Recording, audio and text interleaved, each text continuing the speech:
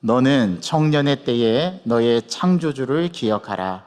곧 곤고한 날이 이르기 전에 나는 아무나기 없다고 할 해들이 가깝기 전에 해와 빛과 달과 별들이 어둡기 전에 비 뒤에 구름이 다시 일어나기 전에 그리하라. 아멘. 우리 옆 사람 바라보면서 우리 함께 인사합시다. 사랑합니다. 사랑합니다. 사랑합니다. 네, 여러분 지난 한 주간 잘 지내셨습니까? 예, 어버이 공경 열심히 하셨습니까? 네, 전화 드리셨죠? 네, 잘 실천하셨습니다.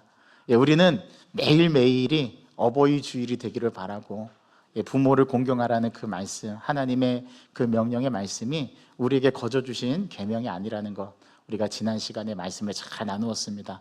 계속해서 부모를 더 사랑하고, 나에게 생명을 주신 그 부모, 우리 부모를 통해서 나에게 생명이 전달된 그 부모를 더 사랑하고, 주님께서 부르시는 그날까지 부모를 공경하는 이 일을 게을리하지 않는 저와 여러분 되기를 간절히 소망합니다. 오늘은 무슨 주일일까요? 예, 제가 답을 다 드렸습니다. 오늘은 청년주일입니다. 예, 예전에는 교사주일로 지키기도 했고 스승의 주일로 지키기도 했지만 우리 이제 몇 년 전부터 이 교회력이 이제 정비가 됐어요. 그래서 5월 첫째 주는 어린이 주일, 5월 둘째 주는 어버이 주일, 5월 셋째 주는 우리 청년 주일로 지키게 됩니다. 또 올해는 공문이 총에서 내려왔어요. 꼭 5월 셋째 주를 청년 주일로 지켜달라고. 그런 당부의 공문도 내려왔습니다. 그래서 오늘 우리는 우리 청년 주일로 지키고 우리 청년들의 소중함과 왜 하나님께서 우리에게 청년의 때를 주셨는가, 그 의미를 함께 좀 나누고자 합니다. 우리는 모두 인생의 가장 아름다운 순간, 아름다운 시간이 영원히 지속될 것처럼 느껴요. 제가 며칠 전에 함께 이야기를 나누다 그런 얘기를 들었습니다. 목사님, 제가 이래봬도 나이는 70이어도 제가 정신은 20대 청춘입니다. 그런 얘기를 하시더라고요. 맞아요. 그런데 몸이 따라주질 않아요.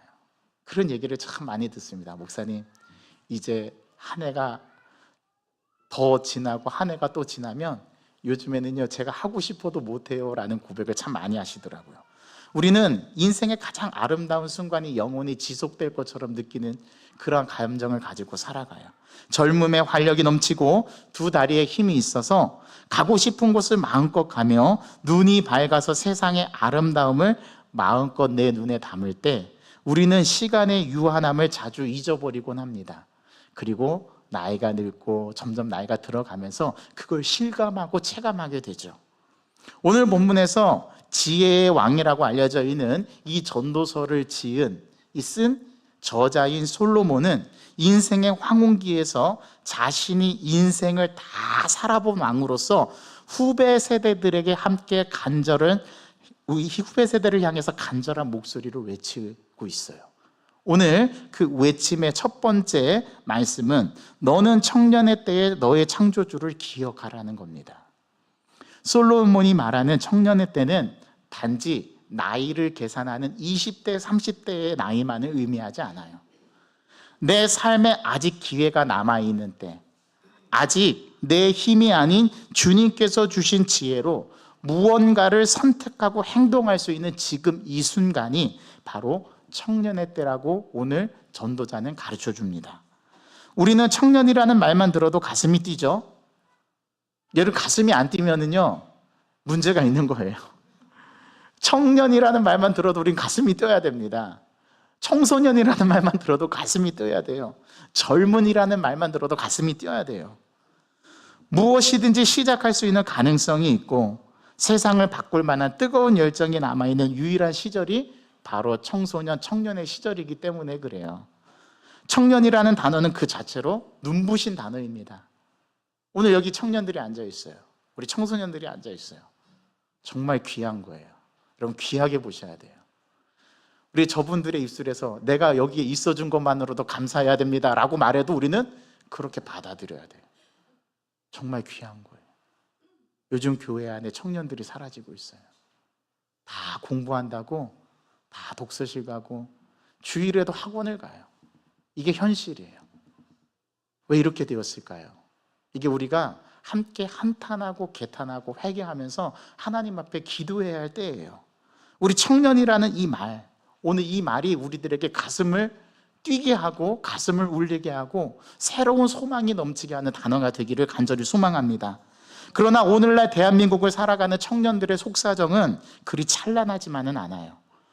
겉으로는 SNS를 통해서 화려한 자신들의 일상을 공유하고 맛있는 음식을 먹으며 행복을 증명하려고 애쓰지만 그 이면에는 말할 수 없는 고독과 불안이 자리하고 있다는 사실이에요. 어떤 불안과 어떤 고독이 자리하고 있을까요? 여러분 이거 아셔야 돼요. 그래야 지금의 청소년들, 지금의 청년들의 삶을 이해할 수가 있어요. 그들은 늘 이런 생각을 하면서 살아갈 거예요. 내가 지금 잘 살고 있는 걸까? 내 미래는 안전할까? 치열하게 경쟁해서 남는 것은 내가 무엇일까? 오늘도 우리 청년들과 청소년들은 이 고민을 한답니다. 앞으로 나의 10년 후의 모습은 어떻게 되지? 나는 어떤 대학을 진학해야 할까?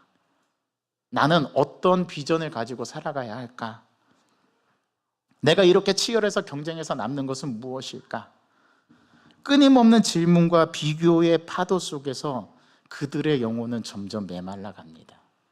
감동도 없고 이 경쟁 사회 속에서 내가 다른 사람보다 우월해야만 인정해주고 등수를 거기서 매겨버리는 이러한 현실의 사회 속에서 그들은 고민을 안고 살아갑니다. 그래서 미국 젊은이들 사이에 큰 각성의 변화가 있었다고 합니다. 최근에 일어난 일이에요. 최근 미국 실리콘밸리에서 시작되어 전 세계로 퍼져나간 전 세계 젊은이들 사이에서 가장 뜨겁게 핫한 유행의 개념이 뭐냐면 바로 도파민 디톡스라는 겁니다. 들어보셨습니까? 도파민 디톡스. 수많은 청년들이 쇼폼 영상, 스마트폰의 알림, 끊임없는 좋아요와 구독에 중독되어서 내가 지쳐버리고 스스로 디지털 기기를 완전히 차단하고 아무것도 하지 않은 고요한 시간을 갖기 시작했다라는 거예요. 이게 청년들 내에서 일어나고 있는 오늘날 유행어처럼 된 일입니다. 역설적이게도 가장 트렌디하고 첨단 기술의 중심에 서 있는 청년들이 지금 심각한 정신적 공허함과 번아웃을 호소하면서 자극의 근원을 끊어내려고 몸부림치고 있다는 거예요. 세상이 주는 자극과 성공의 기준이 결코 인간의 영혼을 채워줄 수 없음을 그들 온몸으로 증명하고 있는 셈이 되어버렸어요. 오늘의 본문인 전도서를 기록한 솔로몬 왕도 오늘날 똑같은 고백을 했습니다. 뭐라고 고백했냐면 그는 인류 역사상 가장 많은 돈을 가져보았던 왕이었어요. 부족함이 없었던 왕이었어요. 또 지혜로는 어떻습니까? 세상에 누구도 따라올 수 있는 지혜의 왕이라고 불렸던 사람. 그래서 스바 여왕이 찾아와서 솔로몬의 지혜를 들을 정도로 각국의 모든 지혜자들이 다 솔로몬 앞에 와서 무릎을 꿇는, 그래서 지혜하면 지혜의 왕하면 솔로몬이라는 대명사가 될 정도로 모든 지식과 지혜를 뛰어넘어 이 땅 가운데 살아가는 어떤 인간보다도 지혜로운 사람이라 불렸던 사람 중에 한 사람이 솔로몬입니다. 여러분들도 기도하실 때 그런 인용 많이 하셨을 거예요. 솔로몬과 같은 지혜를 주시고 내 자녀에게 그런 지혜를 허락하여 주옵소서. 그 정도로 자기가 인생을 살아봤던 왕이 누구냐 하면 솔로몬이에요.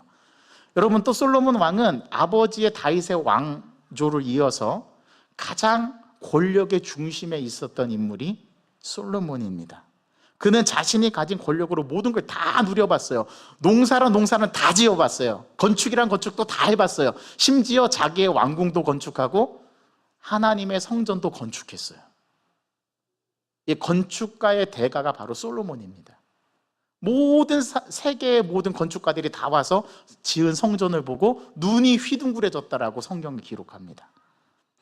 세상의 모든 쾌락과 지식을 맛보았던 사람입니다. 그래서 자신의 본부인 말고도 처첩을 거느리는 1000명의 부인이 있었어요. 이게 바로 솔로몬이에요. 자기가 이 땅 가운데 해볼 거 다 해본 사람입니다. 그리고 다 경험해 본 사람이에요. 그리고 그가 남긴 최고의 마지막 죽기 전에 쓴 이 전도서, 인생을 다 살아보고 경험할 거 다 해본 사람이 가진 지혜로 쓴 책이 전도서예요. 청년들이 그토록 갈망하는 모든 조건의 끝판왕이었던 그가 노년의 인생을 회고하며 내린 결론이 무엇인지 아십니까? 그게 전도서 1장 첫 절에 시작되는 말씀이에요. 헛되고 헛되며 헛되고 헛되니 모든 것이 헛되도다. 헛되다라는 말을 무려 5번이나 반복합니다. 또 솔로몬이 이 땅 가운데 해본 게 없이 모든 걸 해봤다고 그랬죠. 농사도 다 져봤어요. 과수원도 만들어보고 도랑도 파고 우물도 팠어요. 자기가 해볼 거 다 해봤어요. 과학적으로 천문학적으로 자기가 모든 지식이 있어서 모든 구변이 있어서 다 해봤어요. 그리고 그가 다 해보고 나서 내린 결론이 뭔지 아십니까? 들어보십시오. 범사에 기한이 있고 천하만사가 다 때가 있나니 날 때가 있고 죽을 때가 있으며 심을 때가 있고 심은 것을 뽑을 때가 있으며 죽일 때가 있고 치료할 때가 있으며 헐 때가 있고 세울 때가 있으며 울 때가 있고 웃을 때가 있으며 슬퍼할 때가 있고 춤출 때가 있으며 돌을 던져버릴 때가 있고 돌을 거둘 때가 있으며 안을 때가 있고 안는 일을 멀리할 때가 있으며 찾을 때가 있고 잃을 때가 있으며 지킬 때가 있고 버릴 때가 있으며 찢을 때가 있고 꿰맬 때가 있으며 잠잠할 때가 있고 말할 때가 있으며 사랑할 때가 있고 미워할 때가 있으며 일하는 자가 그의 수고로 말미암아 무슨 이익이 있으랴. 하나님이 인생들에게 노고를 주사 애쓰게 하신 것을 내가 두 눈으로 보았도다. 하나님이 모든 것을 지으시되 때를 따라 아름답게 하셨고 또 사람들에게 영혼을 사모하는 마음을 주셨느니라. 그러나 하나님이 하시는 일의 시종을 사람으로 측량할 수 없게 하셨도다. 자기가 해볼 거 다 해보고 인생을 끝까지 살아내면서 그가 마지막에 쓴 말은 헛되고 헛되다라는 말과 함께 자기의 모든 거를 다 때에다 집어넣었어요. 그런데 솔로몬이 이 땅 가운데 깨우치지 못한 게 없고 지혜도 그 솔로몬의 재판이라고 하는 유명한 재판 아시죠? 그 아이를 반으로 갈라서 두 여자에게 줘라. 솔로몬의 재판 여러분 아시죠? 너무 유명한 재판이죠. 법조계에 있는 사람들은 회자될 만큼 이 예화를 자주 풍부하게 사용하곤 합니다. 자기가 이 땅 살면서 모든 것을 다 해본 그의 입에서 나온 말, 내가 다 해봤더니 다 깨우치고 다 알았다. 지혜도 나를 따라올 사람이 없다. 나는 최고의 권력도 맛보았고 나는 최고의 부인도 거느려 보았다. 내가 다 해봤는데 모든 거 다 깨달아서 내가 알겠는데 딱 하나를 모르겠네. 그게 뭔지 아십니까? 시종을 모르겠대요. 시종. 일의 시종을 내가 모르겠대요. 여러분 시종이 뭐예요? 처음과 끝을 모르겠대요. 언제 시작해야 될지 언제 끝내야 될지를 모르겠대요. 자기가 모든 것을 다 깨우쳤는데 이거 하나 모르겠대요. 세상의 모든 이치를 깨우친 사람이 그렇다라고 하면 그런 줄 아시기 바랍니다. 시종을 모르겠대요. 그리고 그 시종을 하나님이 인간에게 가르쳐 주시지 않는데요. 왜요? 일의 시종을 사람으로 측량할 수, 알 수 없게 만들어 놓으셨대요. 이게 솔로몬의 고백이에요. 인생의 모든 정점을 찍어본 노년의 왕이 이제 마지막 인생의 황금기를 지나고 있는 청년들을 향해서 애끓는 마음으로 유언처럼 던지는 강력한 메시지가 바로 오늘 본문의 말씀입니다. 솔로몬은 우리에게 무엇을 요청하고 있습니까? 자신이 다 해보고 다 이루어보고 만물의 이치를 살펴 모든 지혜를 다 가졌지만 딱 하나 그에게도 모르는 게 있었는데요. 그게 뭐냐 하면 오늘 솔로몬이 전도서 3장 11절에서 고백하는데 자기가 깨달은 그 모든 것들의 시종, 처음과 끝을 모르겠다고 솔로몬은 고백합니다. 언제 시작하고 언제 끝나는지 자신이 그것을 모르겠대요. 그는 고백합니다. 너는 청년의 때에 너의 창조주를 기억하라. 이게 결론이에요. 시종을 모르는 솔로몬이 내린 결론이에요. 여러분, 우리에게 뭔가 일이 시작됐죠. 그런데 아직 안 끝난 게 있죠. 여러분들도 그런 답답함이 있을 겁니다. 내가 이 싸움을 언제까지 해야 하나. 정말 진짜 죽을 것 같은데 제발 누군가 이 문제를 좀 해결해 주면 좋을 것 같은데 왜 하나님은 나에게 이런 고통을 겪게 하실까? 이유가 있어요. 이때요. 솔로몬도 그 시종을 모르겠대요. 모든 것을 다 깨우친 그가 그의 입에서 나오는 것은 시종을 모르겠대요. 그리고 12장에서 마지막 결론으로 말씀하시는데 뭐라고 말씀하시냐면 너는 청년의 때에 너의 창조주를 기억하라. 곧 곤고한 날이 이르기 전에 나는 아무 낙이 없다고 할 해들이 가깝기 전에. 이런 무슨 말인지 아시겠죠? 감이 오세요? 이 말씀의 느낌이 전달되십니까? 솔로몬은 가장 먼저 청년의 때와 곤고한 날을 대조합니다. 여기서 곤고한 날이란 단순히 육체가 늙고 병드는 것만을 의미하지 않아요. 인생의 겨울이, 나의 인생의 모든 그 긴 인생 가운데 겨울이 찾아와서 마음에 아무런 즐거움도 없고 세상에 그 어떤 좋은 것을 가져다 주어도 아무런 감흥이 없는 영적 정신적 무기력의 상태를 뜻하는 거예요. 우리도 이런 시절이 있죠. 이런 시기가 있죠. 청년의 시절에는 시간이 영원히 지속될 것처럼 느껴집니다. 젊음과 건강이 영원히 내 곁에 머무를 것 같고 기회는 언제나 열려 있을 것 같아요. 그러나 성경은 엄중하게 경고합니다. 해와 빛과 달과 별들이 어루어질 날이 반드시 온다라는 것입니다. 소나기가 내린 뒤에 맑은 하늘이 개는 것이 아니라 비 온 뒤에 또다시 먹구름이 몰려오는 것 같은 인생의 겨울이 찾아올 수 있다는 거예요. 우리는 이것을 기억해야 하는 이유가 인간은 자신의 유한함을 깨달을 때 비로소 그때부터 영원함을 추구하기 때문에 그렇습니다. 언제 영원함을 우리가 구하는지 아세요? 내 인생의 유한함을 깨달을 때, 아, 내가 영원하지 않구나, 이걸 깨닫게 될 때 그때 비로소 하나님을 찾게 돼요. 왜요? 하나님은 영원하시니까. 이게 하나님께서 우리에게 말씀하시는 거예요. 청년의 때에 창조주를 기억하라는 말은 네가 피조물에 불과하면 네 인생의 주인이 네가 아님을 빨리 인정하라는 뜻입니다. 이걸 솔로몬은 늦게 깨달았어요. 자기가 모든 것을 다 할 수 있다라고 여겼어요.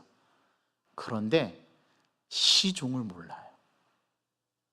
이 일을 언제 시작해야 되지? 이 일을 언제 끝마쳐야 되지? 야, 이걸 진짜 잘하는 사람이 지혜로운 사람이에요. 쉼표와 마침표를 정확하게 구분할 수 있는 사람, 그는 지혜자입니다. 근데 솔로몬이 이걸 모르겠대요. 최근 인공지능 AI와 첨단 바이오 기술의 발달로 신인류 탄생을 예고하는 시대가 우리는 되었어요. 그런 시대를 살고 있어요.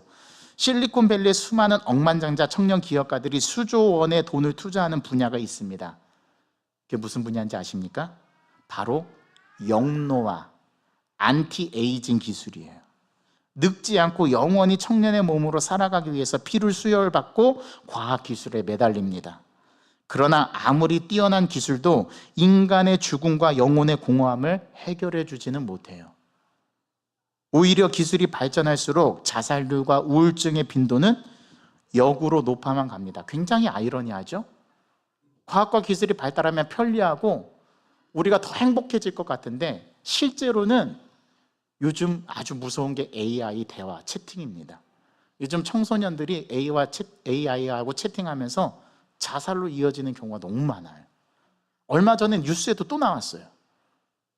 제가 요즘에 계속 신문을 보면서 이게 지금 한 이슈예요, 한 이슈.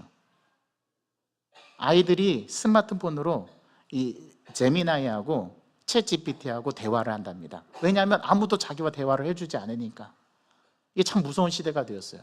AI가 이 청소년들의 마음을 공감해 주는 것처럼 하다가 마지막에는 관계도 끊고 자살로 이어지는 그러한 대화의 수위가 높아지는 그 형태로 지금 나아가고 있다는 거예요. 또 어느 기업에 가장 보안이 잘 되어 있는 기업이 AI가 뚫어버렸어요. 어제 뉴스에 나오더라고요. 우리가 그런 시대에 살고 있습니다. 우리는 영원히 늙지 않는 안티에이징을 계속해서 추구하고 삶을 살아. 그런데 해결이 되지 않아요. 오히려 내 삶의 유한함을 정직하게 대면하고 이 유한한 인생을 어디에 투자해야 가장 가치가 있을지를 우리는 고민해야 합니다. 솔로몬은 바로 그 해답이 창조주 하나님께 있다라고 오늘 선포합니다. 그렇다면 구체적으로 창조주를 기억한다라는 오늘 본문의 말씀은 무엇을 뜻하는 것일까요? 히브리어로 여기서 기억하라는 단어는 자칼이라는 동사에서 왔는데 이 단어는 단순히 과거의 지식을 머릿속으로 떠올리는 정적인 고찰이 아니에요.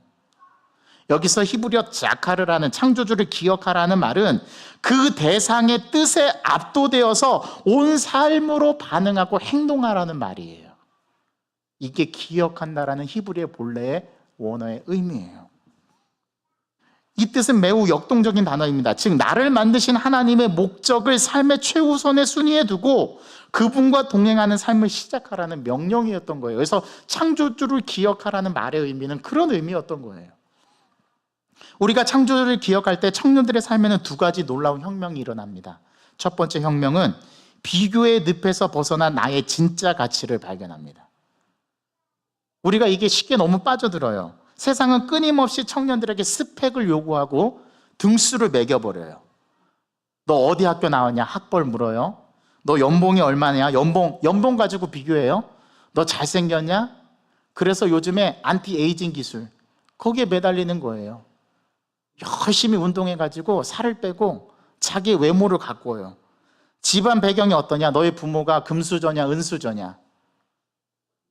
사람의 가치를 이렇게 재단해 버립니다. 그러다 보니 청년들은 늘 패배감에 젖어 있거나 반대로 교만한 상태에 빠져 있게 돼요. 그러나 나를 지으신 창조주 하나님을 바라보면 세상의 기준이 아무런 힘을 쓰지 못하는 그것을 발견하는 날이 오게 돼요.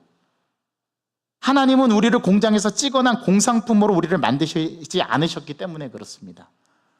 여러분, 여기 서 있는 유구현 목사는 비슷한 사람이 있을지 몰라도 인구 85억이 넘는 100억을 향해 나아가는 전 세계 인구 가운데 아주 유니크하고 아주 독특하고 저와 닮은 사람은 있을 수 있어요. 그러나 저와 똑같은 사람은 한 사람도 존재하지 않아요. 오직 저 유일무이합니다. 그래서 저는 그런 의미에서 저는 천상천하 유아독존이 맞아요. 네. 저와 닮은 사람은 있어도 나의 언어, 나의 행동 패턴, 나의 DNA를 가진 사람, 똑같은 사람은 없어요. 하나님은 우리를 공산품 물건 찍어내듯이 만드시지 않으셨다니까요. 저와 여러분들을 최고의 걸작품인 마스터피스로 빚으셨어요.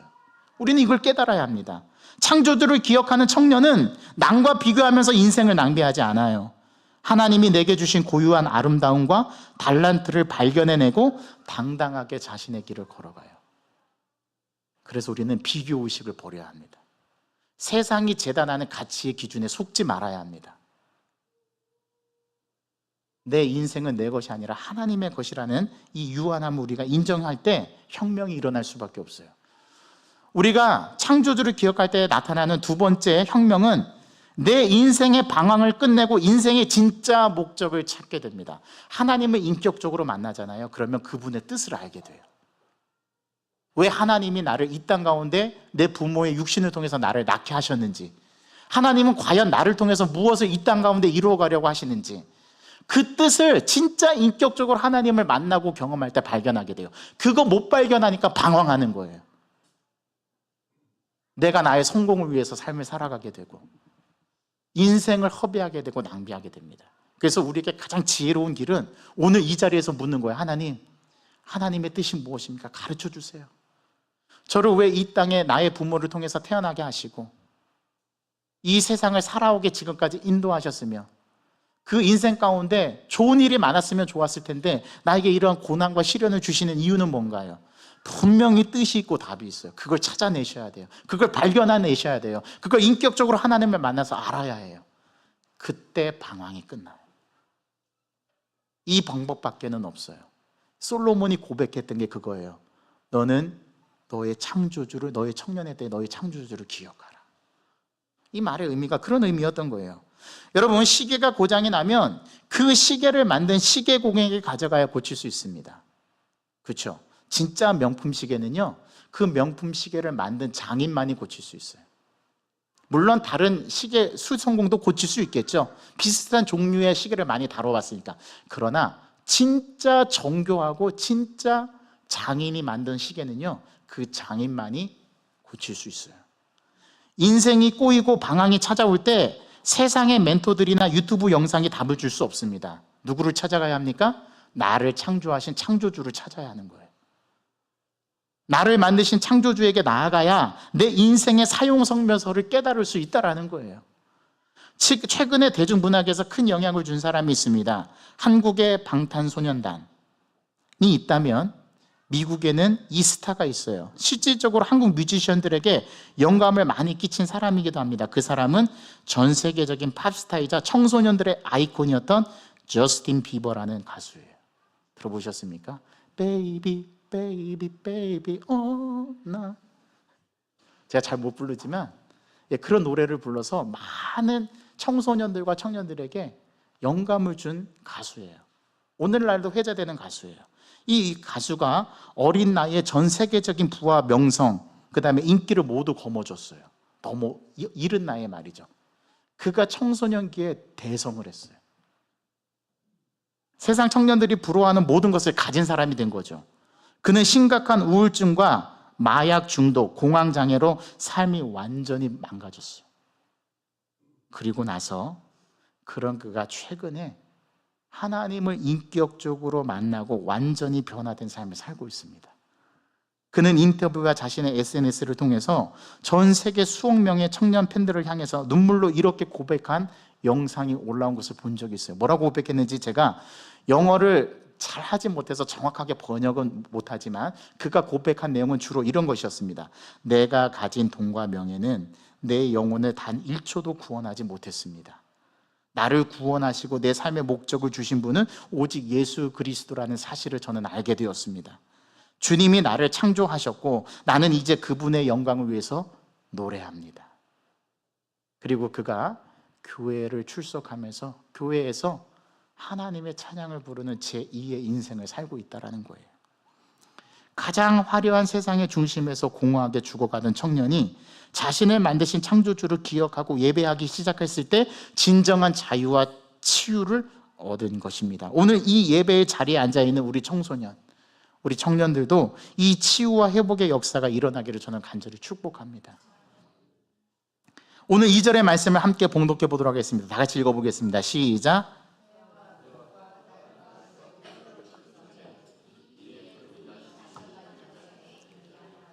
여러분 1절과 2절을 반복해서 우리가 잘 눈여겨보면 계속 반복되는 말이 있죠. 어떤 말이 반복될까요? 솔로몬은 거듭해서 뭐뭐 하기 전에 라는 표현을 반복합니다. 이 단어 속에는 노년의 선배가 사랑하는 후배들에게 전하는 안타까움과 다급한 감정이 묻어나는 반복적인 표현이에요. 얘들아, 제발 나처럼 다 늙어서 다 힘 빠지고 모든 것이 허무해진 다음에야 하나님께 돌아오지 마라. 너희들의 가장 귀한 시간, 가장 쌩쌩한 열정, 가장 아름다운 청춘을 지금 하나님께 드려다오. 이게 전도자 솔로몬의 간절한 부탁과 이 인생의 삶을 살아본 선배가 후배들에게, 이 청년들과 청소년들에게 주는 메시지인 거예요. 나처럼 늙어서 하나님께 돌아오지 마라. 너의 인생을 허비하지 마라. 내가 인생을 다 살아보니까 내가 그걸 잘 모르겠더라. 오늘 솔직한 솔로몬의 고백이 오늘 이 2절에 담겨 있어요. 많은 청년들은 착각합니다. 지금은 너무 바쁘니까, 난 지금 공부해야 되니까, 이제 나 대학 앞두고 있으니까 취업하고 안정되면 교회 열심히 다닐게요. 젊을 때는 세상에서 좀 즐기고 나이 들어서 늙으면 그때 헌신할게요. 그러나 그것이 사탄의 가장 큰 속임수입니다. 왜냐하면 나이가 들면 우리의 마음은 세상에 때가 묻어 굳어져요. 생각은 복잡해지고 영적 감각은 더 무뎌집니다. 순수한 믿음이 사라져버려요. 순수한 믿음으로 하나님께 뜨겁게 사랑할 수 있는 가장 최적의 타이밍은 지금 바로 청소년 때, 청년의 때라는 거예요. 그래서 솔로몬은 외칩니다. 청년의 때에 너의 창조주를 기억하라. 뭐뭐 하기 전에 제발 너희가 하나님을 만났으면 좋겠다. 인격적으로 그 하나님을 너희가 만나야 한다. 그래야 너의 인생이 바뀌고 너의 인생에 목표가 없었던, 방황했던 너의 인생을 끝낼 수 있다. 이게 솔로몬 왕이 들려주고 싶었던 말이었다라는 거예요. 가장 에너지가 넘치고 가장 순수하게 꿈꿀 수 있는 지금 이 순간이 하나님을 만나고 그분의 일을 감당하기에 가장 영광스러운 기회입니다. 목사님, 그럼 이제 저는 80이 다 되고 90이 다 돼가는데 이제 뭐 때가 묻을 거 다 묻었고 이제 저는 뭐 안 되겠네요? 아니요. 여러분들 고백하셨잖아요. 제가 나이는 70이어도 제 멘탈은 20대 청춘 같다고. 그걸 하나님 앞에 보여드리면 돼요. 화석연료로 기차가 달리던 시절이 있었습니다. 지금은 뭐 KTX, 전기의 힘으로 모든 것이 다 대체되는 상황이 됐죠. 이제 화석연료가 사라지는 시대가 온다고 하는데, 얼마 전까지만 해도 기차가 달릴 때 가장 강력한 힘을 내는 때는 엔진에 불이 뜨겁게 타오를 때였습니다. 기억하시죠? 불이 다 꺼져가는 식어버린 석탄으로는 기차를 움직일 수 없어요. 여러분들의 인생에서 불이 가장 뜨겁게 타오르는 때는 언제입니까? 제 20대, 30대 아니요, 지금이에요. 지금. Here and now. 노년 여러분들이나 저 어린아이와 같은 이든이 나이나 똑같아요. 지금 이 순간이 가장 우리가 뜨겁게 타오르는 때입니다. 이 귀한 열정과 에너지를 겨우 세상에 썩어져 없어질 것들, 스마트폰의 도파민의 자극, 남들에게 보여주기 위한 헛된 껍데기를 쌓는데 낭비하지 마십시오. 비 뒤에 구름이 다시 일어나 내 인생의 기회의 문이 닫히기 전에 가장 가치 있고 영원한 창조주 하나님의 나라를 위해 여러분들의 인생을, 제가 이런 표현 드려서 죄송합니다, 베팅하시기 바랍니다. 하나님께 베팅하세요. 그 가운데 우리에게 주어지는 놀라운 은혜를 경험하게 될 것입니다. 말씀을 맺겠습니다. 사랑하는 성도 여러분, 그리고 우리 청소년, 청년 여러분, 여러분들의 청춘은 우연히 지나가는 바람이 아니에요. 하나님께서 목적을 두시고 이 땅에 보내신 가장 찬란한 하나님의 시간입니다. 세상은 여러분에게 끊임없이 능력을 증명하라고 압박하지만 우리 하나님은 오늘 이 시간 여러분의 모습 그대로를 초청하십니다. 방황하고 흔들려도 괜찮아요. 불안하고 두려워도 괜찮습니다. 그 흔들리는 청춘의 한복판에서 고개를 들어 나를 지으신 창조주 하나님을 바라보십시오. 나를 위해서 십자가에서 생명을 내어주신 예수 그리스도의 사랑을 기억하십시오. 제가 언젠가 간증으로 말씀드리지 않았습니까? 저는 한 번도 목회자가 될 생각을 해본 적이 없어요. 저의 꿈은 교사가 꿈이었습니다.